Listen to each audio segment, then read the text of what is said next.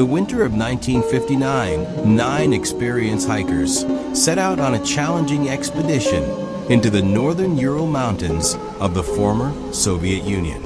Only weeks later, all 9 would be dead, under circumstances so strange that the case would become one of the most unsettling mysteries of the 20th century.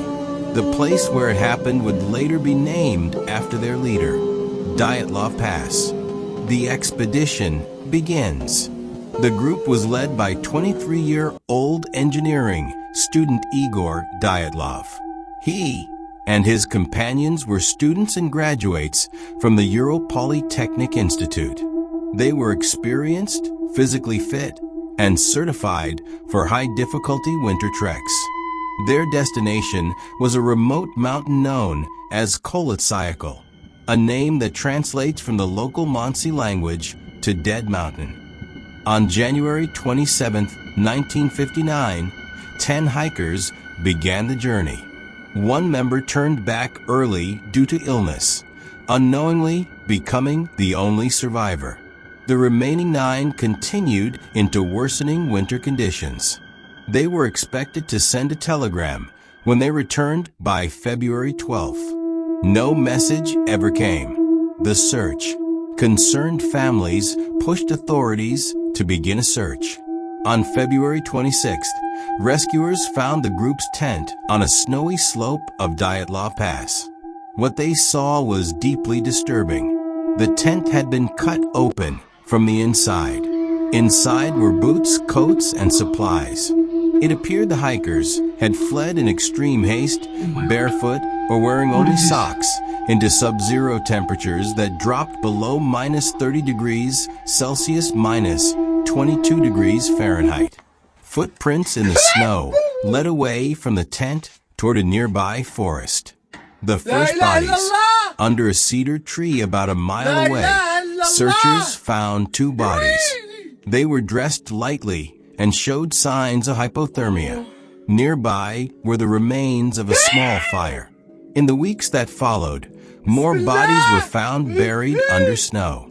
Most of the hikers appeared to have died from hypothermia, but several had severe internal injuries, fractured ribs, and skull damage, described as comparable to the force of a car crash. Strangely, there were no significant external wounds to match the internal trauma. One victim was missing her tongue. Others were missing soft tissue, likely due to natural decomposition and animal activity, though the details fueled rumors for decades. Adding to the mystery, some clothing tested positive for elevated levels of radiation. Theories and speculation. Over the years, countless explanations have been proposed. An avalanche forced the group to flee their tent. A military weapons test triggered panic.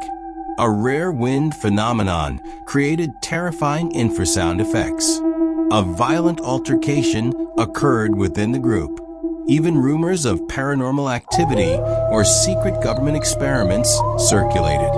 In 1959, Soviet investigators closed the case, stating the hikers died due to an unknown compelling force. The phrase only deepened the mystery. A modern explanation? In 2019, Russian authorities reopened the case. In 2020, they concluded that a small slab avalanche likely caused the hikers to cut their way out of the tent in panic. According to this explanation, heavy snow accumulation combined with wind and terrain conditions created a delayed slide that injured some members and forced them into the freezing night. Many scientists support this avalanche theory today, noting that the injuries are consistent with blunt force trauma from heavy snow. But for others, questions remain. Why were some bodies found in different stages of undress? Why did they not return to the tent once the immediate danger passed? What explains the radiation? The enduring mystery. More than 6 decades later, the Dyatlov Pass incident still chills those who hear it. 9 young adventurers, skilled and prepared, stepped into the frozen wilderness and never returned. Whether the cause was natural disaster, human error, or something stranger, the silence of the mountain keeps its secrets. And on the slopes of Kolotsayko, the wind still blows across a place forever marked by one unanswered question. What really happened that night in February 1959?